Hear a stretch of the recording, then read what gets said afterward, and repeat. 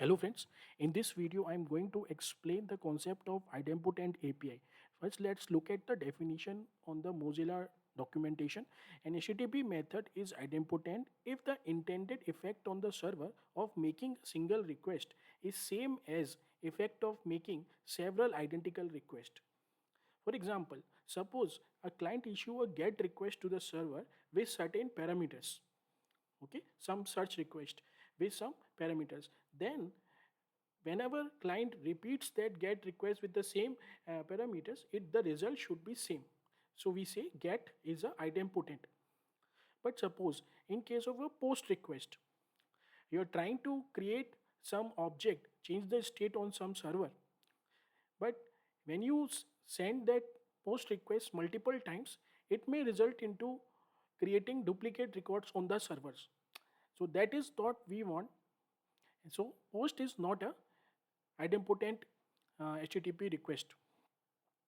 Let's look into another definition. Idempotence refer to the program ability to maintain a particular result even after repeated action. Those repeated actions should not have any side effect. Let's understand this with some example. Suppose you are a user and you issue a request to the server to transfer some money from account A to account B.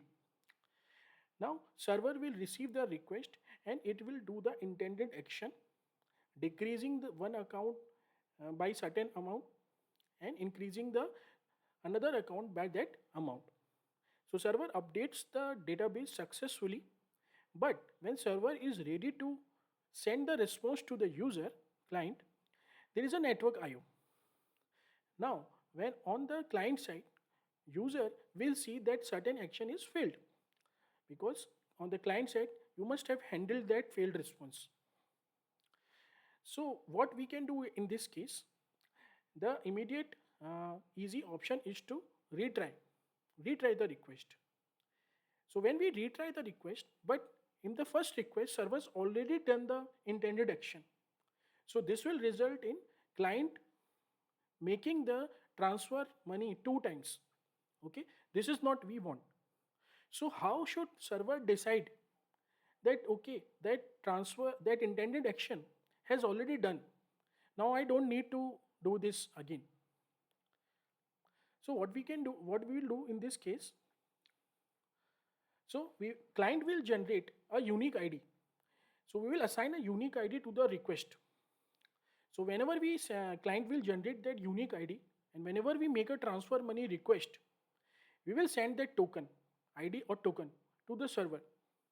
So server will do the intended action and also save that token into DB, and that should happen in a transaction. So whenever a request comes, server will update the database and as well as save the unique token in database.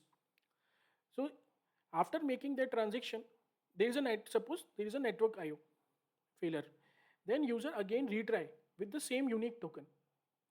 Now server will check, okay, if the any request exists with this ID in this step, the third step retry, if the already a request exists in the database with this ID, then server will not do any action. It will not perform any state update on the DB, and it will just send a success response, which is an expected response. So again, if user keep trying this request with this unique token, server will send the same response.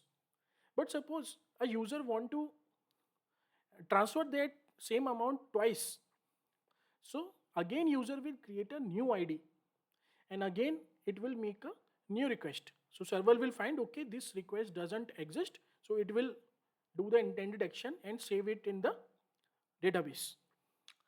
So let's look at a very good documentation on the AWS site, making retries with idempotent APIs.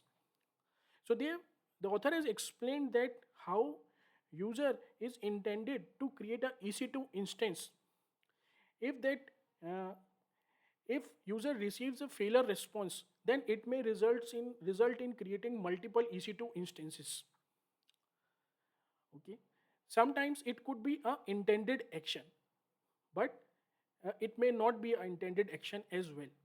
So every time Every time you have to make a request, then you have to send that unique ID to the service, to the server, and server will respond accordingly. Please let me know in the comments if any question.